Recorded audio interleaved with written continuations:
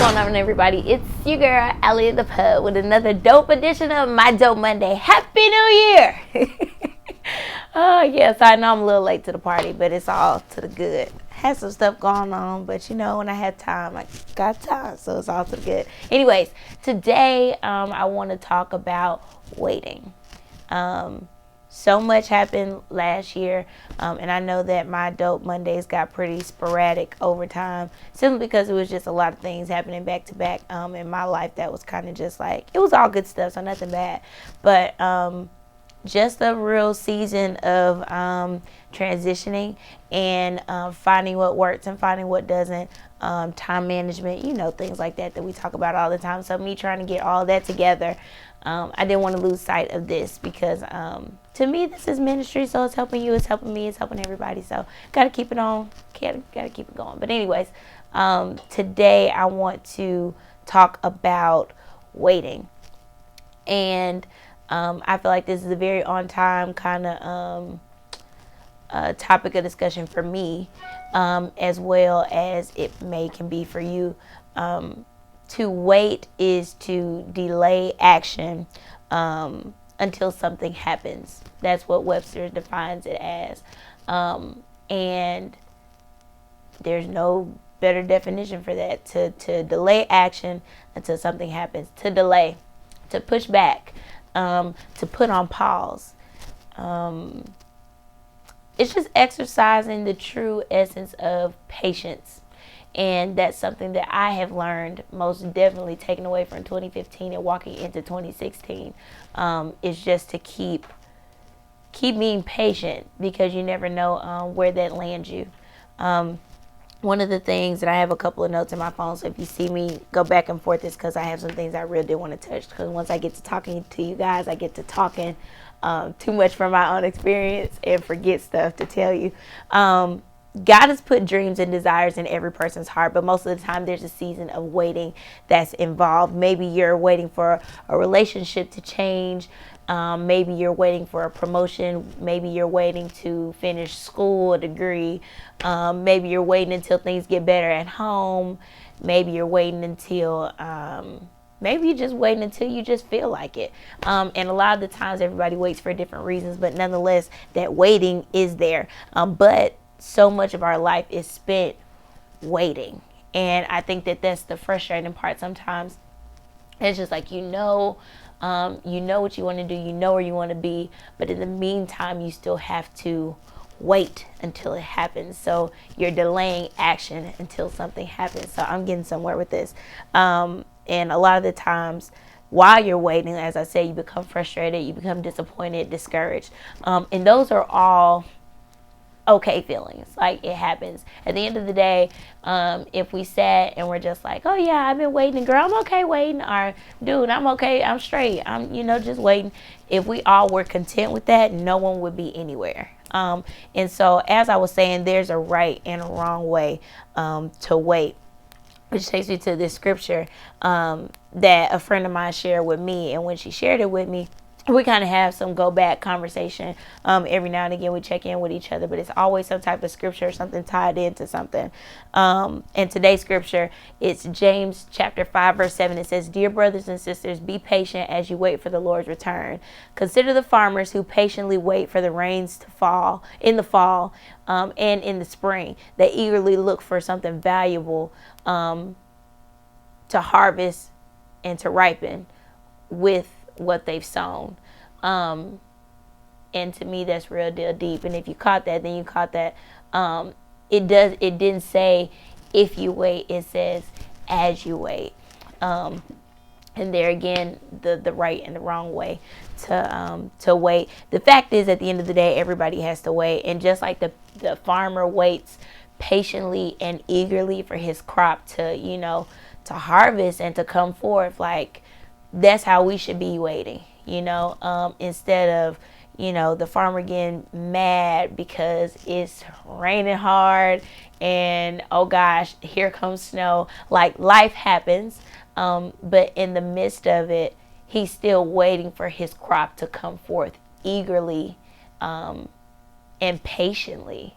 And so I don't know, I kind of took that to my own to myself, of course. You know, I was in a situation to where I was real deal waiting for another opportunity to come about, because the one thing that I thought that I was supposed to be doing, it kind of just got put real deal on pause. Like, it was going, flowing. And I was like, yes, I'm living in purpose. This is what I want to do. Oh my God, this is so great. And then it was like, skirt, just wait right there. We're going to put a pause on that real quick. We'll check back in with you, Allie. And I'm like, so what am I supposed to do in the meantime? And I waited and got the phone call that I needed, and now I'm actually putting time and energy into radio and doing something that I want to do, simply because I was waiting. And the type of person I am, in which I'm glad that I am, it took a lot of time for me to become this.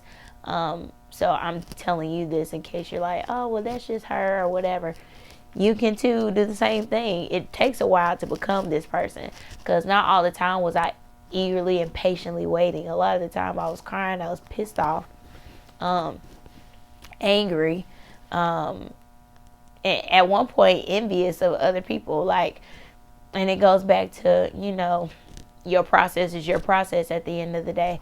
So it's one of those things to where you have to figure out how you're going to wait, one.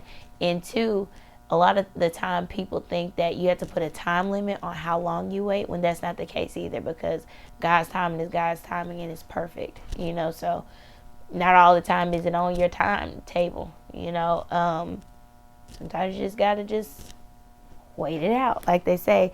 But one of the things that I will say that I have in my note, be hopeful and be positive, and full of expectancy. When you